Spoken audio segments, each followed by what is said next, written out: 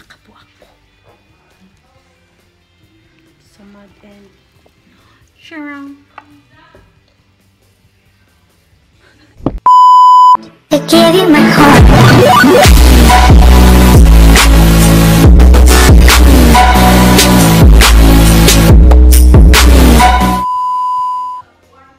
Good evening, everyone. It's your girl Wawa. And for today's video, it's already night. Gabi na. And I'm gonna make a cooking. My favorite, our favorite ng family ko, penne pasta. So let's go. Natakaroon sa mong dirty kitchen. And I'll show you sa mga ingredients na kailangan. And by the way, dili ni siya how to cook. Wala, mag-share lang ko on kanang how to cook na lagi. Basta mo na to. So, ako lang i-share akong among recipe on how to cook penne pasta.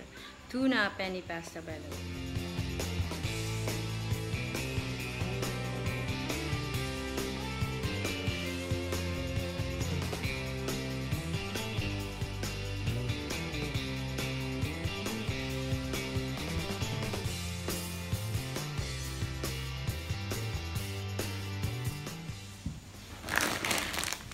So, welcome sa aming dirty kitchen. So, ito is water with 1 tablespoon of salt and 1 tablespoon of oil para magluto sa pasta. Then, boil dayon. Ang purpose ito kay para dili magdikit o tsaka nailasa ang pasta ba? Ang salt. Boiling. Butang na. So, then, for 10 minutes na siya butang. So, kailangan hindi siya mapaboy yung mix dapat mix. From time to time lang. Para hindi siya masunog yun. I mean, hindi mo dikit sa ilalong. While waiting sa pasta nga maluto, kailangan pa din nato onion and garlic. Isang globe ng garlic at saka isang pirasong onion for kuanting sa sauce.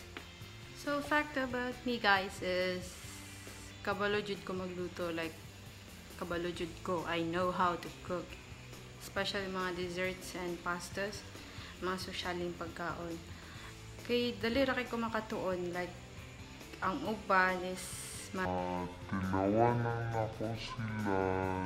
I mean, matilawanan nako ang certain nga food. Makabalo na rin kung saan siya pagbuhat. Diba? Talented. Di, pero sa tinod lang. It's true. I can.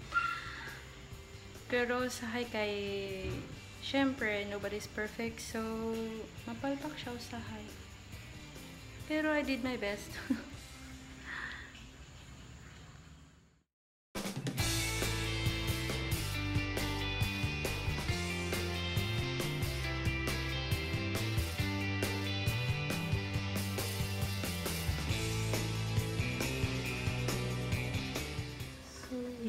After maluto ng pasta for 10 minutes, kinuha ko na siya and hinugasan ng water. At din rain.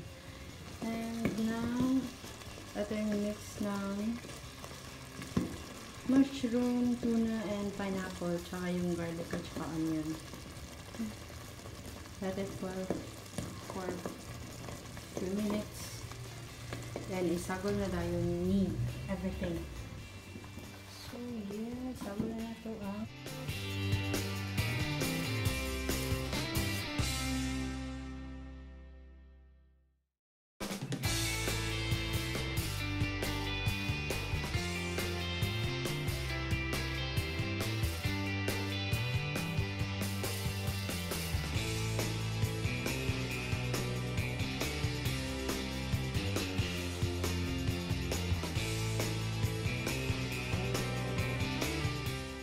By the way, pwede nyo siya i-add, pwede mo mag-add og salt to taste.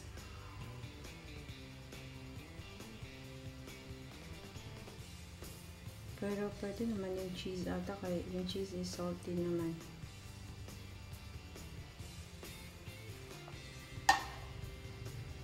Then mix aside.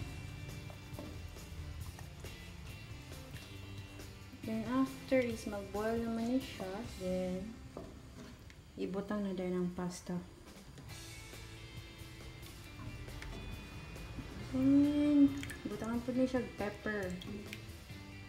Okay, lami. Ground pepper.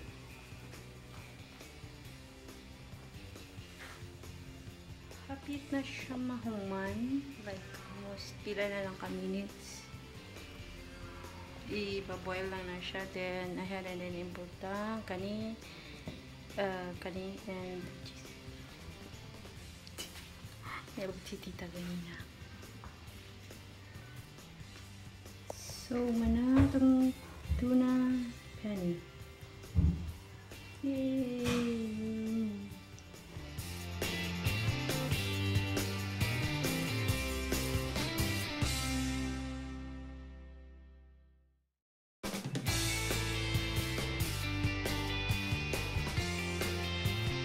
For this video, and kung gusto nyong matuto on how to cook the penne pasta, tuna penne pasta, you can just comment down below and I'll give you the full recipe on how to cook it properly.